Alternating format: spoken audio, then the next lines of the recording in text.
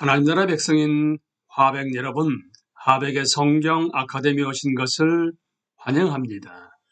이 시간은 구약을 읽다 33강 시간입니다. 함께 나눌 주제는 왕정시대의 북왕국입니다. 우리는 왕정시대의 북왕국에 대해서 여로보암 1세, 아합, 예후, 여로보암 2세, 베가, 호세아 순으로 얘기를 나누겠습니다. 그런데 우리는 이미 지난 시간에 여로보암 1세에 대해서 얘기를 나눴기 때문에 이 시간에는 아합 왕에 대한 얘기를 함께 나누겠습니다. 주전 874년부터 853년까지 통치했던 북이스라엘의 왕이었던 아합이 왕이 되었을 당시는 왕국이 분열된 지 채 60년이 지나지 않았을 때였습니다. 그런데 이 짧은 기간 동안에 북왕국을 통치한 모든 왕은 여로보암의 죄를 따라서 계속 우상을 숭배하며 여호와 하나님을 노하게 만들었습니다.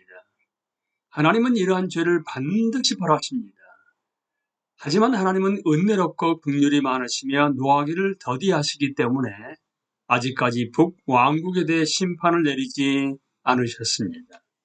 그런데 이제 다루는 이 시기에는 아합 왕 아래에서 이스라엘의 죄가 극적으로 증가합니다. 오므리가 죽자 그의 아들 아합이 왕위를 물려받아서 주전 814년에서 853년까지 통치합니다. 아합은 중요한 왕으로서 성경의 7장이 그리게 할애되었습니다.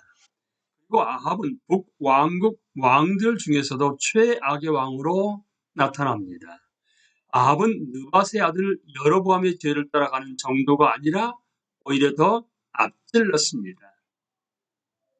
그는 이방인 여인인 시돈왕 엘바알의 딸 이세벨과 결혼했습니다. 아합은 이후 가나안 신 바알을 섬기는 행위를 이스라엘에 들여왔고 사마리아의 바알을 위한 제단과 신전을 건설하기까지 합니다. 그는 또한 아세라 숭배를 장려하여 아세라상을 만들었습니다.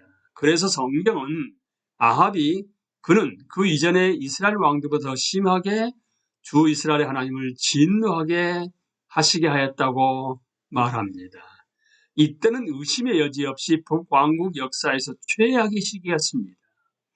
사람들은 이미 금송아지를 예배하고 있었는데 아합은 이에 더하여 바알 숭배까지 들여온 것입니다. 그리고 바알 숭배는 이스라엘 전역에 퍼지게 되었습니다. 선지자 엘리야로 넘어갑니다. 엘리야는 9세기의 북왕국에서 활동한 선지자입니다. 하나님은 엘리야를 부르셔서 이스라엘의 마음을 다시 하나님께 되돌리려고 하셨습니다. 하지만 이는 결코 쉬운 일이 아니었습니다. 이미 이스라엘의 마음 깊숙이 우상 숭배가 강력하게 자리 잡고 있었기 때문입니다. 엘리야 선지자는 아합에 맞서서 이스라엘에 벌어질 일을 선포합니다. 내가 섬기는 주 이스라엘의 하나님께서 살아계심을 두고 맹세합니다. 내가 다시 입을 열기까지 앞으로 몇 해 동안은 비는커녕 이스라엘 한 방울도 내리지 않을 것입니다. 우리는 모세 언약에 따른 저주 중에 비를 멈추시겠다는 것도 있다는 사실을 기억해야 합니다. 하지만 하나님께 순종한다면 하나님은 그들에게 복을 내리시고 차례 따라 비를 주실 것입니다. 따라서 당시 이스라엘에 비가 내리지 않는 현상은 이스라엘이 순종하지 않았음을 증명하는 징조였습니다. 하나님은 엘리야를 아합과 맞서게 하신 후에 엘리야를 광야에 숨기시고 놀라운 방식으로 필요한 것을 공급하셨습니다. 하나님은 과부의 떡과 기름이 끊이지 않게 하시는 놀라운 이적을 행하시고 과부의 죽은 아들을 살기까지 했습니다.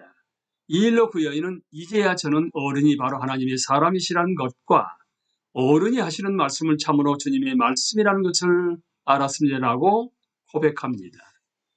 3년 반이 지난 후 하나님은 엘리야에게 아합에게 가서 비를 주실 것이라고 전하라고 말씀하십니다. 엘리야는 아합을 만난 자리에서 온 이스라엘 갈멜산으로 모이게 하고 이세벨의 상에서 먹는 바알 선지자 450명과 아세라 선지자 400명도 함께 부르라고 하십니다. 당시 얼마나 대대적으로 우상을 숭배하고 있었는지 생각해 볼 대목입니다. 이스라엘 왕이 거의 1000명에 가까운 거짓 선지자를 그 집에서 먹이고 있었던 것입니다. 엘리야는 백성에게 도전합니다. 여러분은 언제까지 양쪽의 다리를 거치고 머뭇거리고 있을 것입니까? 주님이 하나님이면 주님을 따르고 바알이 하나님이면 그를 따르십시오. 엘리야는 이스라엘에게 하나님께 돌아가 유일하시고 참된 하나님을 섬기라고 부릅니다. 그리고 한 가지 시험을 통해서 여호와가 하나님이심을 깨닫게 합니다. 엘리야는 바알 선지자들에게 송아지를 잡아 각을 뜬 뒤에 단 위에 둘 것을 제안합니다. 그리고 바알을 불러서 불러 그 제물을 태우라고 합니다. 그러면 폭풍의 신 바알이 번갯불을 내려 자신의 힘을 증명할 수 있지 않겠느냐라는 것이었습니다. 그리고 엘리야도 그들과 똑같이 하기로 합니다. 그런데 엘리야는 제단을 물로 흠뻑 적셨습니다. 아무도 직접 불을 붙일 수는 없었습니다. 선지자들은 각각 자신의 신들을 부를 것이고 거기에 불로 응답하는 신이 참 하나님으로 나타날 것입니다. 바알 선지자들은 아침부터 저녁까지 온종일 그들의 신을 불러댔지만 하늘에서는 어떤 소리도 들리지 않았고 아무도 응답하지 않았습니다. 그들은 제단 주위에서 뛰놀았지만 그래도 여전히 응답은 없었습니다. 엘리야는 그들의 신이 다른 일을 하고 있는지 아니면 먼 길을 떠났는지 졸고 있는지 모르니 더 큰 소리로 외치라고 말하면서 그들을 조롱합니다. 그러자 그 선지자들은 더욱 크게 울부짖었습니다. 심지어 그들의 몸을 상하게 하여 몸에서는 피가 흘러내렸습니다. 그들은 그렇게라도 해서 자신들의 신으로부터 응답을 받기를 원했습니다. 하지만 성경은 아무런 소리도 없고 아무런 대답도 없고 아무런 기적도 없었다라고 전합니다. 이 사건은 시편 기자가 우상에 대해서 우상은 금과 은으로 된 것이며 사람이 손으로 만든 것이다. 입이 있어도 말하지 못하고 눈이 있어도 볼 수 없으며 귀가 있어도 듣지 못하고 코가 있어도 냄새를 맡지 못하고 라고 한 말씀을 떠올리게 합니다. 그 선지자들이 아무리 크게 울부짖어도 바알은 그 소리를 들을 수 없었습니다. 왜냐하면 바알은 한낱 우상에 불과하며 사람의 손으로 만든 것이기 때문입니다. 바알이 고작 사람이 만들어낸 사물에 불과하다면 왜 이때 바알 숭배가 이스라엘에게 그렇게 만연했던 것이었을까요? 우리는 이스라엘 얘기를 보면서 사람들은 말할 수 없는 신을 섬기는 편을 좋아한다는 점을 깨닫게 됩니다. 왜냐하게 되면 그렇게 해야 신이 그들에게 무엇을 하라고 지시하는 것이 아니라 그들이 신에게 무엇을 하라고 지시할 수 있기 때문입니다. 그렇다면 다음과 같이 질문하게 됩니다. 실제로 누가 신인 것인가? 게다가 우상 숭배의 이면에는 또 다른 영역이 존재하는 것 같습니다. 즉 우상 숭배는 마귀를 예비하는 것이라는 생각도 해볼 수가 있습니다. 성경은 이러한 개념을 간단하게만 언급합니다. 하지만 사람의 마음이 여호와 하나님을 예비하지 못하게 만들려고 애썼던 예적 뱀이 연상되는 것은 사실입니다. 성경을 보면 사탄이 우상 숭배를 통해서 계속 일하고 있음을 암시하는 말씀이 있습니다. 왜냐하게 되면 우상 숭배는 사람들이 살아계신 하나님을 떠나 창조주가 아닌 피조물을 섬기는 것을 의미하기 때문입니다. 이는 처음부터 뱀이 품은 사악한 뜻을 떠올리게 합니다. 바알 선지자와는 대조적으로 엘리야는 참되시고 살아계신 하나님을 예배합니다. 하나님은 능력의 창조주로서 말씀만 하시면 그대로 이루시는 분이십니다. 이제 엘리야에게 자신이 섬기는 이 하나님을 드러낼 기회가 왔습니다. 그는 송아지를 준비하여 제단에 놓습니다. 게다가 엘리야는 제단에 물을 흠뻑 부었기 때문에 인간적인 관점에서는 제단에 불을 붙이기가 불가능한 일이었습니다. 그리고 엘리야는 아브라함과 이삭과 이스라엘의 하나님 여호와께 기도합니다. 엘리야는 하나님께 백성에게 나타나셔서 자신이 하나님이심을 보이시고 사람들의 마음을 돌이켜달라고 구했습니다. 그 순간 불이 하늘에서 내려와 재물과 나무와 돌과 먼지 그리고 도랑을 가득 채운 물까지 다 핥아버렸습니다. 백성들은 머리를 땅에 대고 엎드려 그가 주 하나님이시다. 그가 주 하나님이시다 라고 외쳤습니다. 많은 세월이 지난 후 하나님은 엘리야와 같은 또 다른 선지자를 부르실 것입니다. 그는 낙타털 옷을 입고 허리에 가죽띠를 두를 것입니다. 그리고 사가랴 제사장에게 천사가 나타나 그가 올 것을 선포할 것입니다. 이 선지자는 광야에서 외칠 것이고 이스라엘 자손을 하나님께로 돌아오게 할 것입니다.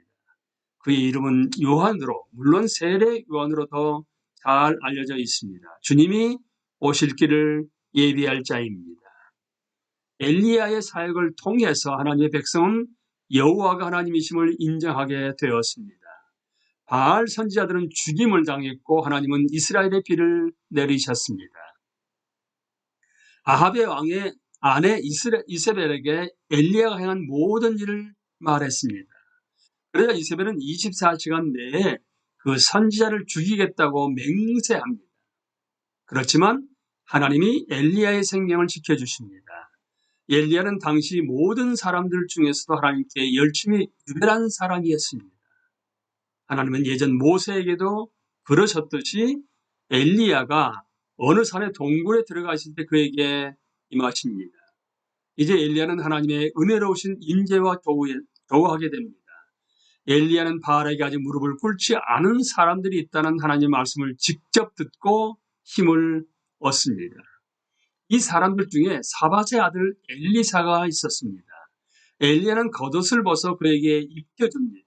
그는 엘리야의 후계자로서 이스라엘의 다음 선지자가 될 것입니다.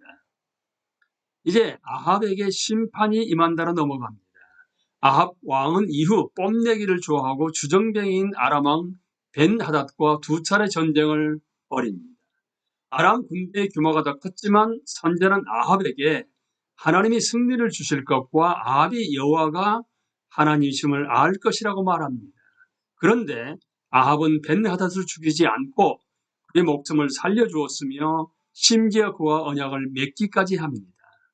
이는 아각 왕을 죽이라는 하나님의 명령에 순종하지 못했던 사울 왕의 모습을 떠올리게 합니다. 그때 한 선지자가 아합에게 와서 그의 목숨이 아람 왕의 목숨을 대신할 것이라고 전합니다.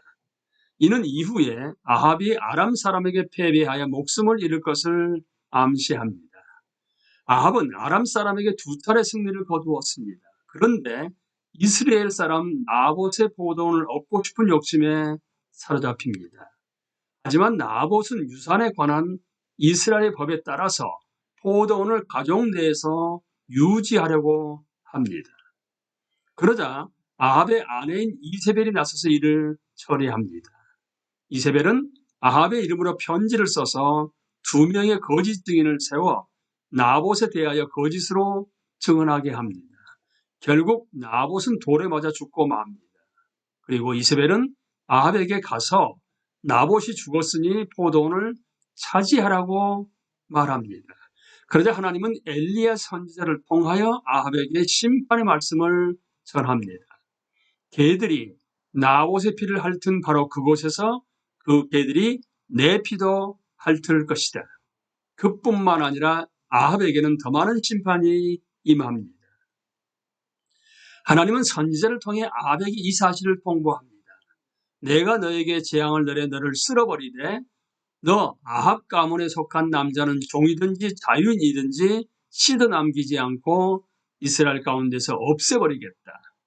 내가 이스라엘 사람에게 죄를 짓게 해서 나를 분노하게 하였으니 내가 내 가문을 느밧의 아들 여로보암의 가문처럼 또 아히야의 아들 바사의 가문처럼 되게 하겠다.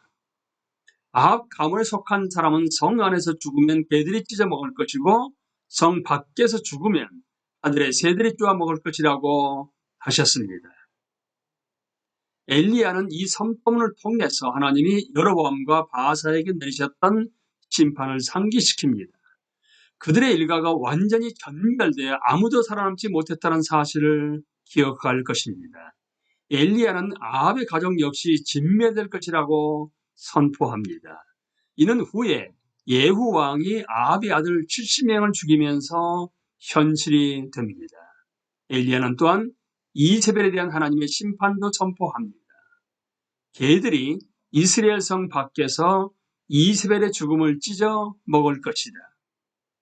따라서 이세벨은 하나님의 심판을 피하지 못할 것입니다. 이세벨은 말에 짓밟힐 것이고 개들이 그 피를 핥고 시신을 먹을 것입니다. 그래서 오직 두골과 발과 손만 남을 것입니다. 이 여자는 하나님의 진노 아래 놓인 것입니다. 하나님은 죄를 심각하게 여기십니다. 나봇이 죽고 난 후 성경은 아합에 대해서 자기 아내 이세벨의 충동에 말려든 아합처럼 주님께서 보시기에 이렇게 악한 일을 하여 자기 목숨을 팔아버린 사람은 일찍이 없었다. 아합은 주님께서 이스라엘 자손의 눈앞에서 쫓아내신 그 아모리 사람이 한 것을 본받아서 우상을 숭배하는 매우 혐오스러운 일을 하였다라고 말씀하십니다.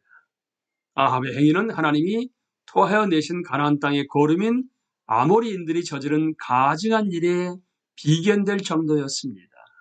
이스라엘은 다른 나라들과 전혀 구분되지 못했고 오히려 그들과 같아졌습니다. 그렇지만 아합은 하나님 앞에 겸비했습니다. 그 결과 아합은 하나님이 그의 집에 내리시려 했던 온전한 진노는 연기되었습니다. 그래서 아합의 생전이 아닌 그의 아들의 때의 심판이 임할 것입니다. 아합은 아람 사람들과 싸우다가 전사했습니다. 이는 아람 왕 벤하닷을 죽이라는 하나님의 명령을 따르지 않았을 때 하나님이 아합에게 하신 말씀이 그대로 이루어진 것이었습니다. 아합은 병거에 있을 때 화살을 맞아 치명상을 입습니다. 그의 피가 쏟아져 흘렀고 병거를 찢을 때 개들이 와서 아합의 피를 핥았습니다. 이렇게 해서 개들이 나봇의 피를 핥은 바로 그곳에서 그 개들이 내 피도 핥을 것이다 라는 엘리야의 예언이 성취되었습니다. 아합은 그 앞에 모든 왕보다도 더욱 악을 행한 왕이었습니다. 아합이 죽고 난 후 그의 아들 아하시야가 왕으로 등극합니다. 아합에 대한 내용은 열왕기상 16장 28절로부터서 22장 40절, 열왕기하 10장 1절로부터 17절, 그리고 역대하 18장에서 볼 수 있습니다. 우리는 이 시간에 북왕국 아합 시대의 아합과 함께 선지자 엘리야에 대해서 함께 나누었습니다. 강의를 마치겠습니다. 감사합니다.